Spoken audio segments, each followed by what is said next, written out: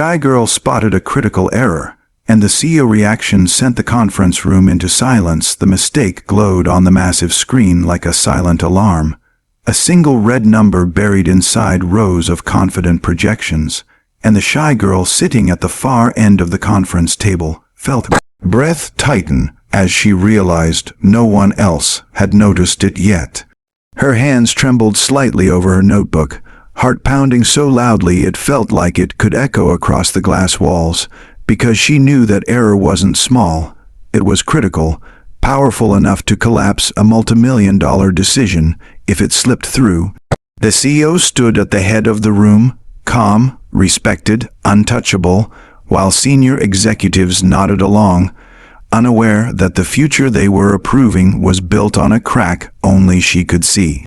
If you believe in kindness, second chances, and quiet courage, take a moment right now to like this video, comment, share it with someone who needs hope, and subscribe to the channel KH Stories, because stories like this remind us that even the softest voices can change everything.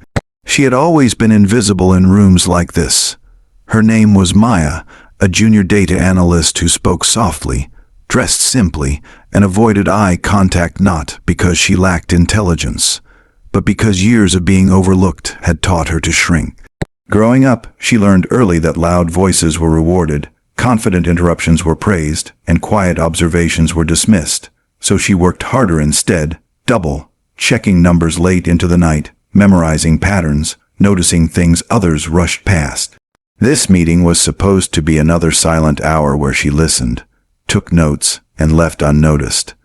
But now the numbers on the screen told a different story, and the weight of knowing pressed heavily against her chest.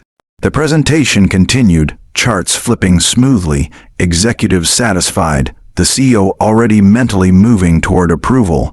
Maya's mind raced through possibilities. Maybe she was wrong. Maybe she missed something obvious.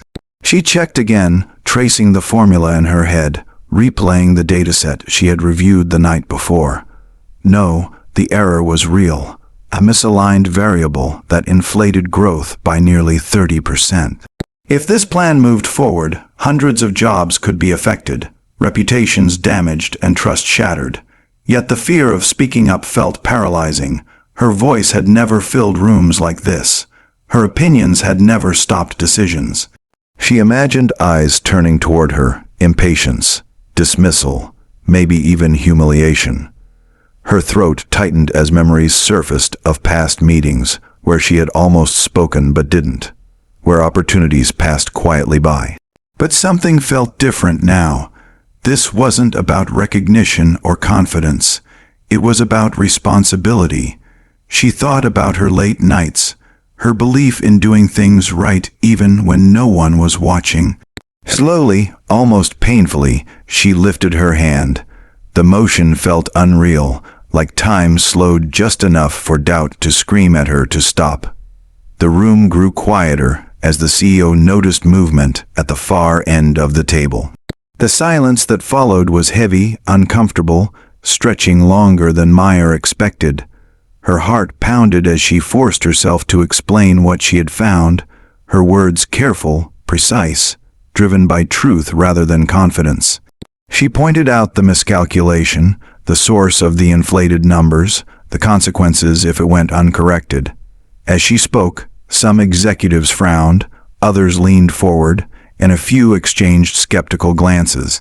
Maya felt exposed, small, and painfully aware of her shaking hands. She finished and waited, bracing herself for dismissal. The CEO didn't react immediately. He studied the screen again, slowly, deliberately, his expression unreadable. The room remained silent, the kind of silence that presses against your ears. Then he asked for the numbers to be recalculated. Minutes passed as the data team worked through the model again, the atmosphere thick with tension. Maya stared at the table, convincing herself she had done the right thing even if it cost her comfort, maybe even her job. When the updated numbers appeared, the truth was undeniable.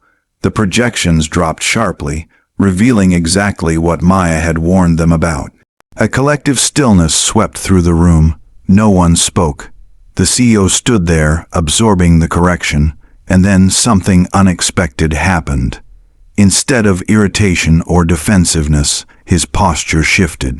He acknowledged the error openly, recognizing how close they had come to making a devastating mistake. He credited the quiet analyst who had the courage to speak when it mattered most. That moment changed the air in the room. The silence transformed from tension into respect. Maya felt something loosen inside her chest, not pride, but relief. She hadn't been wrong to care. She hadn't been wrong to speak. For the first time, she felt seen not as a background figure, but as someone whose work mattered. The CEO didn't just move on. He paused the meeting, emphasizing the importance of listening to every voice, especially the ones that hesitate. He reminded the room that leadership wasn't about volume, but about truth. In the weeks that followed, things slowly changed. Maya wasn't suddenly loud or bold, but she was included. People asked for her input. Her emails were read. Her careful observations were valued. The experience didn't erase her shyness, but it reshaped it into something powerful, a quiet strength rooted in integrity. She realized that courage didn't always roar. Sometimes it whispered, asking you to stand up once when it mattered most. The CEO reaction became a